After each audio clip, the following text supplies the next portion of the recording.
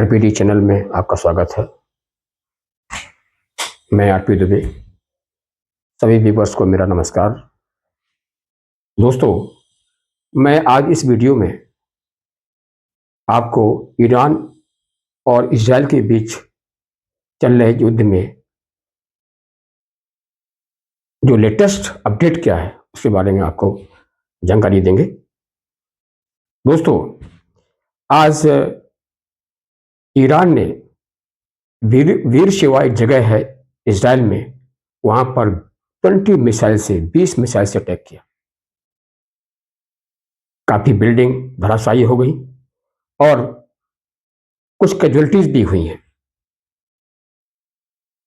वहां के लोग, जो इजराइल के जो रिलीफ रेस्क्यू ऑपरेशंस में जो लोग लगे हुए थे गवर्नमेंट की तरफ से, उनको क्वेश्चन कर रहे थे कि आपका आयरन डोम सिस्टम क्या कर रहा है, उसकी इफेक्टिवनेस कहां है, जिसको इजराइल को उस पर प्राउड था कि दुश्मन की कोई भी मिसाइल इजराइल की धरती को छू नहीं सकती। हालांकि उन्होंने तो कुछ रिप्लाई देने से आनाकानी कर दी क्योंकि वो गवर्नमेंट के ऑफिसर्स हैं। लेकिन मैं आपको बताऊं कि इजराइल का आयरन डोम सिस्टम क्यों इफेक्टिव नहीं हो पा रहा। कुछ दिनों से ईरान ने अपनी वार स्ट्रेटेजी चेंज कर ली है। सबसे पहले वो ड्रोन भेजता है। ड्रोन भेजने से वो जो आयरन डोम सिस्टम है वो एक्टिव हो जाता है और वो मिसाइल से उसको डिस्ट्रॉय कर देता है। जस्ट मिसाइल्स फायर कर देता है, बैक टू बैक मिसाइल्स, कई मिसाइल्स। तो आयरन डोम सिस्टम इफेक्टिव नहीं रहता, क्योंकि आयरन डोम सिस्टम की बैटरी को चार्ज करने के लिए कुछ टाइम चाहिए। जब तक बैटरी चार्ज नहीं होगी वो जो है इफेक्टिव रहेगा नहीं। तो दोस्तों, रीजन ये है कि उन्होंने इस प्रकार से आयरन डोम सिस्टम का जो वो था कैपेबिलिटी, उसको खत्म कर दिया। अब ईरान ने अपनी स्ट्रेटेजी चेंज की है।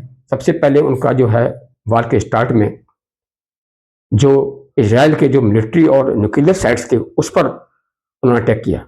लेकिन अब पिछले 2-3 दिन से उन्होंने जो क्रिटिकल एनर्जी इंफ्रास्ट्रक्चर है उस पर अटैक करना स्टार्ट कर दिया।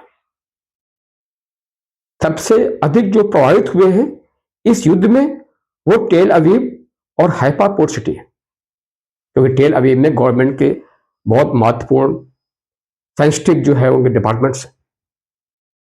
दोस्तों, जब से वार स्टार्ट किया है, आज 8वां दिन है, करीब ईरान ने 450 मिसाइल्स और पता नहीं कितने जो है ड्रोन से इजराइल पर अटैक किया। हालांकि जो उनका जो जो इफेक्टिवनेस रही है, करीब 50% मिसाइल्स वहां पर इजराइल में गिरी है।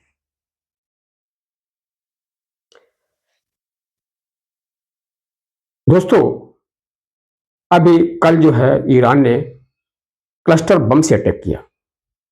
क्लस्टर बम होता क्या है? क्लस्टर बम एक मिसाइल में, जब एक मिसाइल ऊपर जाती है करीब 6-7 किलोमीटर ऊपर हवा में, वहां से वो फट जाती है। फटने से उसमें उसके 20 टुकड़े हो जाते हैं और वो टुकड़े अलग अलग टारगेटेड प्लेस पे गिरते हैं।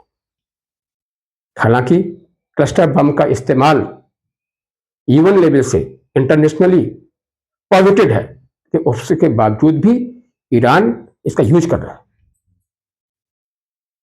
तो क्लस्टर बम का अगर यूज ईरान और इजराइल ने दोनों ने किया तो उसमें जान माल का दोनों देशों में बहुत ज्यादा नुकसान होगा।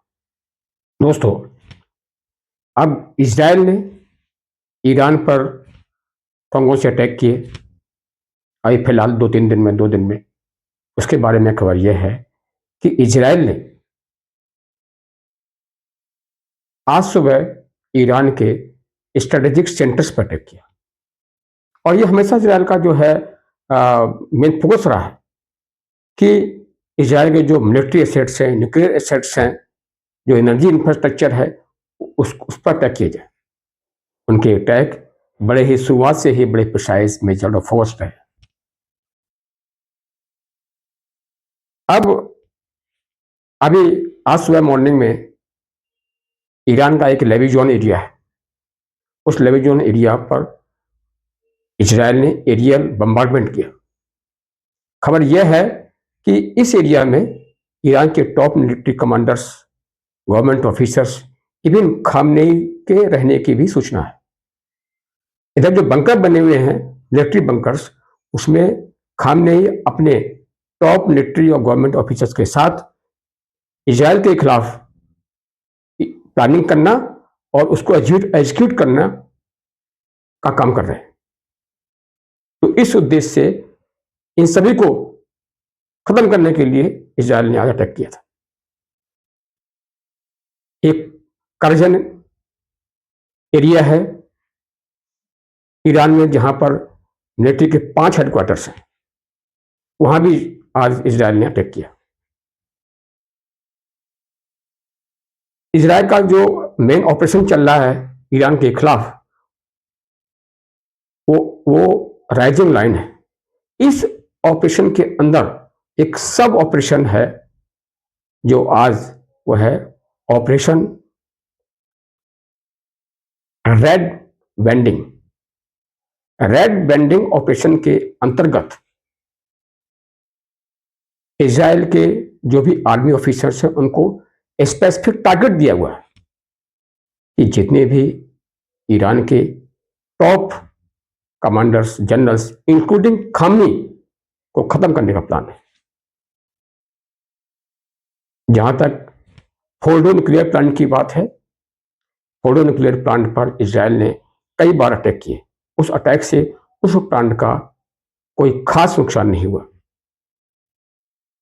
जो निष्कर्ष निकल के आया हुआ है कि इजराइल के पास जो आर्म्स एम्युनिशन है उनसे इन न्यूक्लियर सेंटर्स का नुकसान नहीं सकता। उसके लिए उन्होंने, इजराइल ने यूएसए से हेल्प मांगी है। यूएसए के जो GBU-57 बम्स हैं, जो बंकर बस्टर बम्स हैं, वही बम्स इस फोर्डो न्यूक्लियर साइट्स का नुकसान कर सकते हैं। फोर्डो न्यूक्लियर साइट एक माउंटेन के नीचे बना हुआ लोकेशन है, 600 मीटर गहराई तक नीचे बना हुआ है, और वो GBU-57 बम से ही संभव है।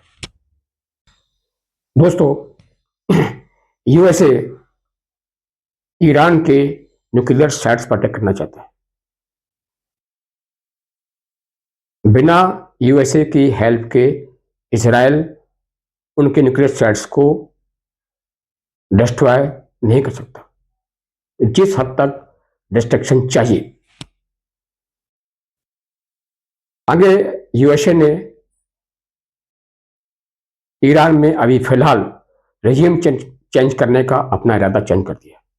उसे पता है कि रेजिम चेंज करने के बाद उन कंट्रीज में सिविल वॉर हो जाता है और यूएसए को जो फायदा चाहिए रेजिम चेंज करने के बाद वो नहीं मिलता। फॉर एग्जाम्पल, इराक में किया, वियतनाम में किया, अफगानिस्तान में किया, लीबिया में किया। कई सालों तक युद्ध चला, अल्टीमेटली यूएसए को वहां से निकलना पड़ा और सिविल वॉर हो गया।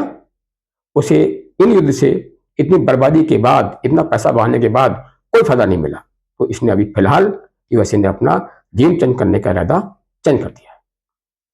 उन्होंने ये कहा है कि अभी 2 हफ्तों, जहां तक यूएसए की डायरेक्ट इन्वॉल्वमेंट होने की बात है, उन्होंने अभी 2 हफ्ते का टाइम और लिया है कि 2 हफ्ते तक देखा जाएगा कि इजराइल और ईरान में किस तरह से युद्ध की स्थिति होती है। तब वो डिसाइड करेंगे कि यूएसए को इस बार में डायरेक्ट इन्वॉल्व होना है कि नहीं होना। दोस्तों, इधर चाइना और रशिया और इवन नॉर्थ कोरिया ने भी धमकी दे दी है कि अगर यूएसए का ईरान में डायरेक्ट इन्वॉल्वमेंट होता है तो मिडिल ईस्ट में बहुत तबाही आ जाएगी, एक कैटास्ट्रोफिक कॉन्सिक्वेंसेस हो जाएंगे। तो उन्होंने ये सलाह दी है यूएसए को कि ऐसे किसी डिसीजन से बचें। ये इजराइल और ईरान ठीक तय करेंगे कि ये वार कब तक चलेगा। दोस्तों, यूएसए ईरान के न्यूक्लियर साइट्स पर अटैक करना चाहता है। क्योंकि इन 8 दिनों में जो नुकसान होना चाहिए था इजराइल के अटैक से, वो उन साइट्स पर इतना नुकसान नहीं हुआ, जिससे कि उनकी एनरिचमेंट फैसिलिटी और उनका जो मैन्युफैक्चरिंग ऑफ न्यूक्लियर वेपन्स है वो बंद हो जाए। हालांकि रिपोर्ट तो यह है कि ईरान ने न्यूक्लियर बम कोई नहीं बनाया हुआ, लेकिन न्यूक्लियर एनरिचमेंट फैसिलिटी पर काम चल रहा है, और अगर इसको नहीं रोका गया तो बहुत जल्दी ही ये न्यूक्लियर बम बना लेगा। अब न्यूक्लियर साइट्स को डिस्ट्रॉय करने के लिए यूएसए की हेल्प चाहिए इजराइल को, उसके बिना यह संभव नहीं। दूसरा, यूएसए ने अभी ईरान में रिजीम चेंज करने की जो इरादा था वो टाल दिया। उसे पता है कि रिजीम चेंज करने से यूएसए को कोई फायदा नहीं होगा। जो पिछले वार्स का एक्सपीरियंस है, जैसे लीबिया में, इराक में, अफगानिस्तान में, वियतनाम में 20-20 साल तक यूएसए ने वहां पर वार लड़ा, लेकिन उसके बाद जब रिजीम भी चेंज हुआ, वहां पर सिविल वार हो गया। सिविल वार होने से यूएसए को कोई फायदा नहीं हुआ, तो अभी उसने फिलहाल इस योजना पर को टाल दिया है। जहां तक बात रही यूएसए की इस वार में डायरेक्ट इन्वॉल्वमेंट होने की, अभी फिलहाल 2 हफ्ते का टाइम मांगा हुआ है कि यूएसए 2 हफ्ते के बाद सोचेगा कि क्या करना है। दोस्तों, तब तक ये वार यूं ही चलता रहेगा। दोस्तों, इजराइल ईरान के बीच दिन प्रतिदिन जो वार की इंटेंसिटी बढ़ती जा रही है, दोनों तरफ से अटैक्स बढ़ते जा रहे हैं, नए नए जो काफी पावरफुल जो उनका आर्म्स एम्युनिशन का यूज हो रहा है, इसको देखते हुए जब यूएसए ने डायरेक्ट इन्वॉल्वमेंट की वार में बात किया इजराइल की तरफ से, तो रशिया और चाइना और नॉर्थ कोरिया ने साफ साफ कह दिया कि अगर यूएसए का इसमें डायरेक्ट इन्वॉल्वमेंट होता है तो ये मिडिल ईस्ट में, गल्फ कंट्रीज में तबाही का कारण बन जाएगा और ये वार अनकंट्रोल्ड हो जाएगा।